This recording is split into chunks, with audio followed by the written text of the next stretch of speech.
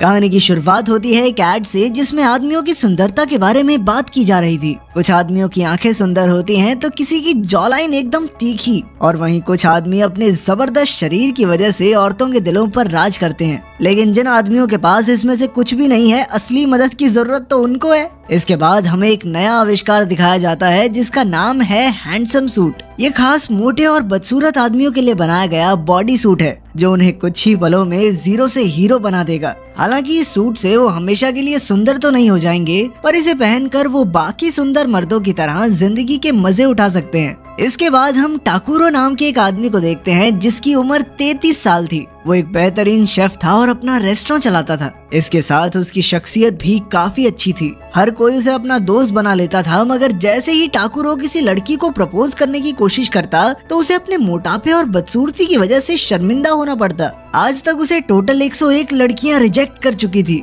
उनमें से 52 लड़कियां तो रोते हुए भाग गई और 25 ने तो उसके खिलाफ पुलिस ही बुला ली कि ये गंदा मोटा आदमी छेड़ रहा है हमें। टाकुरो की जिंदगी अब एक मजाक बनकर रह गई और उसकी एक ही वजह थी, उसकी बदसूरती। एक दिन टाकुरो अपने रेस्टोरेंट में काम कर रहा था कि तभी हिरोको नाम की एक खूबसूरत लड़की उसके पास आई। वो उसके रेस्टोरेंट में वेट्रेस की नौकरी करना चाहती थी। टाकुरो उसे देखते ही लट्टू हो गया और बिना उसका रेज्यूमे देखे हाँ कर दी, क्योंकि उसका मानना था कि ये सुंदर लड़की यहाँ काम करेगी, सारा दिन दिल लगा रहेगा, मजे ही मजे। जब भी हिरोको उसकी ओर देखती तो टाकुरो को लगता कि वो अपने प्यार का इजहार कर रही है। फिर एक दिन एक बूढ़े आदमी ने हिरोको से पूछा कि वो इसी रेस्टोरेंट में नौकरी क्यों कर रही है, जबकि शहर में इससे कहीं अच्छे अच्छे रेस्टोरेंट भी हैं और वहाँ भी उसे काम मिल ही जाएगा। तब हिरोको ने कहा कि वो कुछ महीने पहले अपने पिता के साथ यहाँ आई थी। तब एक आदमी फ्री में खाना खाते हुए पकड़ा गया, पर टाकुरो ने उस पर गुस्सा करने की बजाय कहा कि कोई बात नहीं भाई, धीरे धीरे करके पैसे दे देना। टाकुरो की अच्छाई ने हिरोको का दिल छू लिया था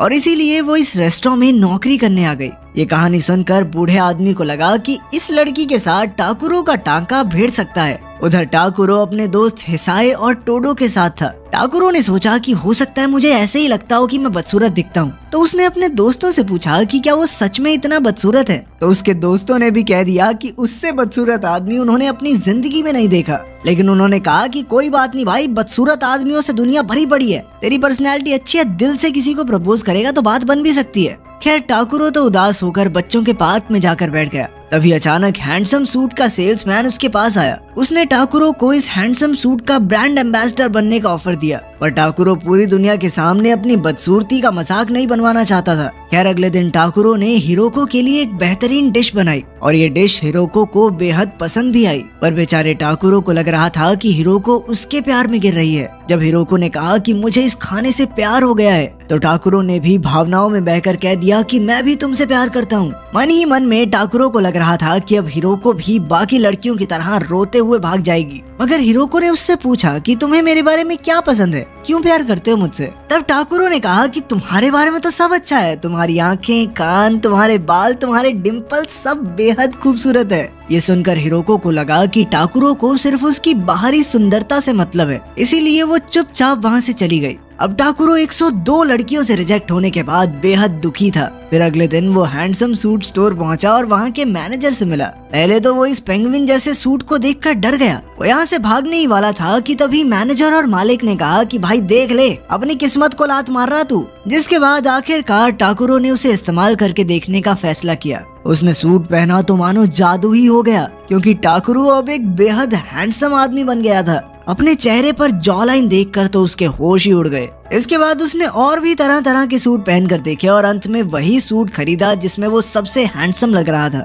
तब मैनेजर ने उसे सूट में लगे हुए एक स्पेशल बटन के बारे में बताया जिससे उसकी आवाज भी बदल सकती है। फिर टाकुरो ने एकदम मेरी तरह भारी और नशीली आवाज सुनी ताकि लड़कियां उसकी दीवानी हो जाएं। मुझे तो कोई नहीं मिल रही। और अंत में उसने अपना एक नया नाम भी रखा, हिकारियामा, क्योंकि उसके शरीर के साथ उसका नाम भी सुंदर होना चाहिए। जाने से पहले मैनेजर ने उसे कहा कि इस सूट का राज सबसे छुपा कर रखना होगा और साथ ही उसने ये भी कहा कि सूट पहनकर गर्म पानी से दूर रहना, वरना सूट 2 मिनट में बाहर आ जाएगा। अब सुंदर होते ही टाकुरो को लोगों ने पसंद करना शुरू कर दिया था। जो लड़कियां पहले उसे देखकर मुंह चढ़ा लेती थी वही उसे देखकर मुस्कुरा रही थी। कई जवान लड़कियां तो उसकी दीवानी ही हो गई। तभी टाकुरो एक मॉडलिंग मैनेजर से टकरा गया। अब वो मैनेजर चाहता था कि टाकुरो उसकी कंपनी के लिए मॉडलिंग करे। खैर अगले दिन टाकुरो बदसूरत बनकर बैठा था कि तभी मोटोए नाम की एक लड़की रेस्टोरेंट में आई। वो हिरोको की जगह वेट्रेस की नौकरी के लिए आई थी, लेकिन सब कहने लगे कि ये भैंस यहाँ पे काम करेगी तो कस्टमर भाग जाएंगे। मगर टाकुरो ने कहा कि वेट्रेस बनने के लिए खूबसूरत होने की कोई जरूरत नहीं है। ये देखकर मोटोए भी हैरान थी, क्योंकि आज तक उससे किसी ने इतने अच्छे से बात नहीं की थी। फिर अगले कुछ दिनों में मोटोए ने अपनी मेहनत से सबका दिल जीत लिया, पर टाकुरो की तरह उसे भी कोई सुंदर नहीं समझता था।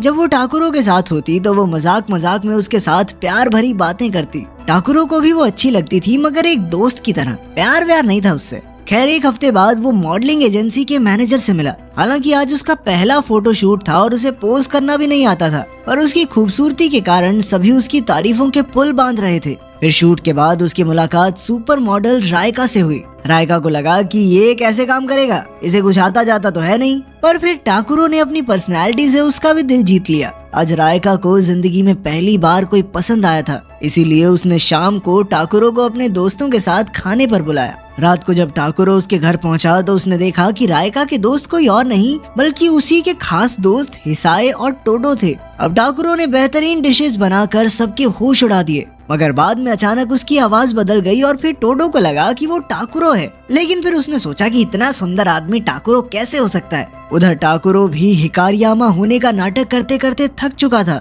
और अब वो कुछ अच्छे से खाना चाहता था। उसने देखा कि मोटोए रेस्टोरेंट में उसकी मदद के लिए रुकी हुई थी। उसने टाकुरो के लिए एक रिस्ट बैंड बनाया था जिसमें उसकी पसंद के गाने भी चलते थे। ये देखकर टाकुरो को काफी खुशी हुई। फिर उन्होंने ढेर सारी बातें की और अचानक उन्होंने एक दूसरे का हाथ छू लिया। इससे उन दोनों के दिलों में एक अलग सी खुशी पैदा हुई, पर दोनों ने ही इसे नजरअंदाज करके आगे बातें करना शुरू कर दिया।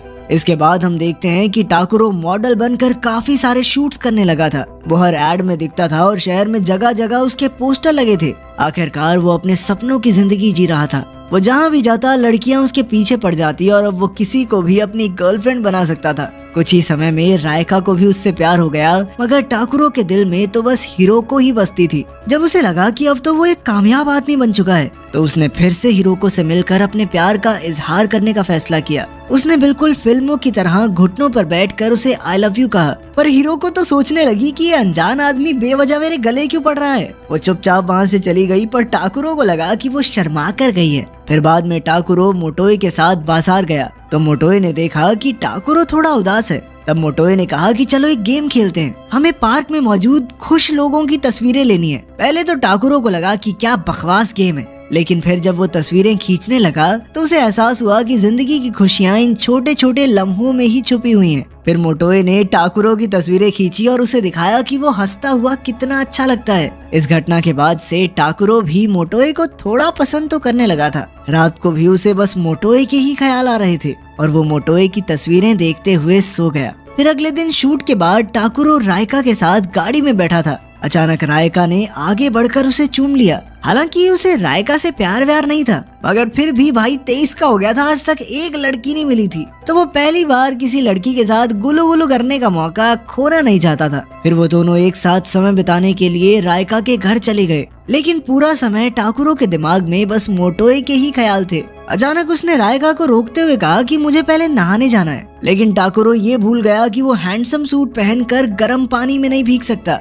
इसी गलती की वजह से उसका सूट शरीर से उतर गया और वो फिर से मोटा और बदसूरत हो गया। अब वो जैसे तैसे रायका से छुपकर वहाँ से भाग निकला। फिर अगली सुबह वो स्टूडियो में रायका से मिला तो वो बेहद गुस्से में थी। आज तक कोई आदमी उसे बीच में छोड़कर नहीं गया था और इसीलिए अब वो टाकुरो को और ज्यादा चाहने लगी थी। इस मुसीबत से बचने के लिए टाकुरो ने कहा कि उन्हें जल्दी नहीं करनी चाहिए, धीरे धीरे आगे बढ़ते हैं। खैर बाद में मैनेजर ने टाकुरो को बताया कि उसे फैशन शो में रैंप वॉक के लिए चुन लिया गया है। इस शो से वो पूरे देश में मशहूर हो जाएगा और उसे बड़े बड़े ब्रांड्स के ऑफर आएंगे। इसके बाद टाकुरो को शूट के लिए गर्म पानी से नहाना था, मगर पानी देखते ही टाकुरो तो बहाने बनाकर भाग निकला।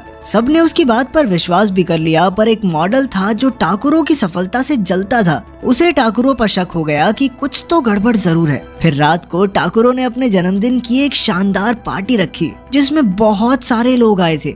वहीं टाकुरो ने एक मॉडलिंग कंपनी के साथ $50 लाख की डील की। अब टाकुरो की खुशी का ठिकाना नहीं था, मगर अचानक दूसरे मॉडल ने जानबूझकर उस पर गर्म कॉफी फेंक दी। खुशकिस्मती से उसी पर लाइट्स चली गई और अपना असली रूप बाहर आने से पहले वो भाग गया। रास्ते में ही उसका सूट खराब होकर उतर गया। वो सीधा सूट के शोरूम पहुंचा और सेल्समैन से एक नया सूट मांगा। तब सेल्समैन ने उसे परमानेंट हैंडसम सूट दिखाया, जिसे पहनते ही वो हमेशा हमेशा के लिए खूबसूरत हो जाएगा, मगर इसके बदले में वो अपना असली रूप हमेशा के लिए गवा देगा। थोड़ा सोचने के बाद आखिरकार टाकुरो ने वो सूट खरीद ही लिया। रास्ते में वो एक लड़की से टकरा गया तो लोगों ने उसके शरीर और शक्ल को देखकर उसे लड़की छेड़ने वाला समझ लिया और खूब पीटा। जब वो घर लौटा तो मोटोए ने कहा कि उसे पूरा विश्वास है कि टाकुरो किसी लड़की के साथ छेड़खानी नहीं कर सकता। अब टाकुरो ने उसे हैंडसम सूट के बारे में पूरा सच बताने का फैसला किया और सच सुनते ही मोटोए चुपचाप वहां से चली गई। कुछ देर बाद हिरोको रेस्टोरेंट में आई और उसने कहा कि वो टाकुरो से कुछ बात करना चाहती है।